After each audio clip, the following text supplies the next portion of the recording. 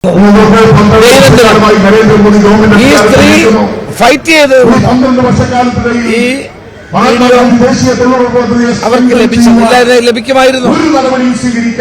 അപ്പൊ കേരളത്തിലെ പോലീസിന് ഭ്രാന്ത് പിടിച്ചിരിക്കുന്നു, ആഭ്യന്തര വകുപ്പിന് ഭ്രാന്ത് പിടിച്ചിരിക്കുന്നു.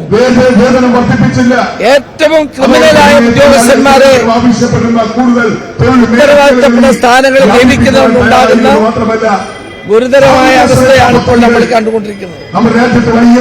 മുഖ്യമന്ത്രിക്ക് പോലീസുള്ള കൺട്രോൾ തന്നെ നഷ്ടപ്പെട്ടിരിക്കുന്നു എന്നുള്ളത് ഏറ്റവും വലിയ തെളിവാണ്. ഞങ്ങൾ അന്നേ പറഞ്ഞതാണ്, എലപ്പുള്ളിയിൽ കുടിവെള്ളത്തിന് ജനങ്ങൾ കേഴുന്ന സ്ഥലമാണ്. രണ്ടാം കൃഷി ചെയ്യുന്നില്ല. എന്താ കാര്യം? വെള്ളമില്ല. ഇത്രയും കൂടുതൽ വെള്ളത്തിന് വേണ്ടി കഷ്ടപ്പെടുന്ന ഒരു ജനത അവരുടെ സ്ഥലത്താണ് ബ്രൂവറിയും ഡിസ്റ്ററിയും ബോട്ടിലിംഗ് പ്ലാന്റും ഇന്ത്യൻ വിദേശ നിർമ്മിത മദ്യവും ഉൽപ്പാദിപ്പിക്കാൻ ഈ ഗവൺമെന്റ് മുന്നോട്ട് പോയത്. അതിനെതിരെയുള്ള കോടതിയുടെ ശക്തമായ തിരിച്ചടിയാണ്. സർക്കാർ ജനങ്ങളോട് മാപ്പ് ചോദിച്ച് ഈ പദ്ധതി വേണ്ടാതെ വെക്കണം. ഈ പദ്ധതിയുമായി മുന്നോട്ട് പോകാൻ അവർക്ക് കഴിയില്ല.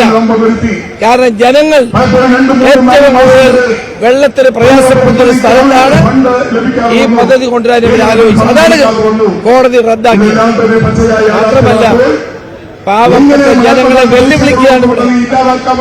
ഇതിന്റെ പിന്നിൽ അഴിമതിയുണ്ട്, കൊള്ളയുണ്ട്.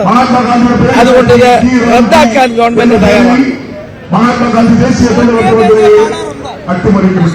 അത് പറഞ്ഞാൽ എന്താ കുഴപ്പം? ആരുടെ യാനങ്ങൾ ആദ്യമായിട്ടാണോ കേരളത്തിൽ പാടുന്നത്? അതാരുടെ മതവികാരത്തെ വ്രണപ്പെടുത്തുന്ന ഒന്നല്ല. ഭക്തരുടെ ഹൃദയവികാരങ്ങളെ വെല്ലുവിളിക്കുന്നത് സ്വർണം കട്ടതാണ്. സ്വർണം കട്ടവരെ പിന്തുണയ്ക്കുന്ന ആളുകളാണ് പാട്ടുപാടിയതിനെതിരെ കേസ് കൊടുക്കുന്നത്. എന്ത് വിരോധാഭാസമാണ്? സ്വർണം കട്ടവരെ പാർട്ടിയിൽ പുറത്താക്കാത്തവരാണ് പാട്ടെഴുതിയതിനെ പറ്റി കോടതി കേസ് കൊടുക്കാൻ പോകുന്നത്. എന്ത് വിരോധാഭാസമാണ്? ഇതൊക്കെ ജനങ്ങൾ അംഗീകരിച്ചു പ്രശ്നമില്ല. പാട്ട് ഇനിയും ഞങ്ങൾ പാടും, ഒരു സംശയമാണ്. പാട്ടുപാടി ഈ ഗവൺമെന്റ് ഞങ്ങൾ താഴെ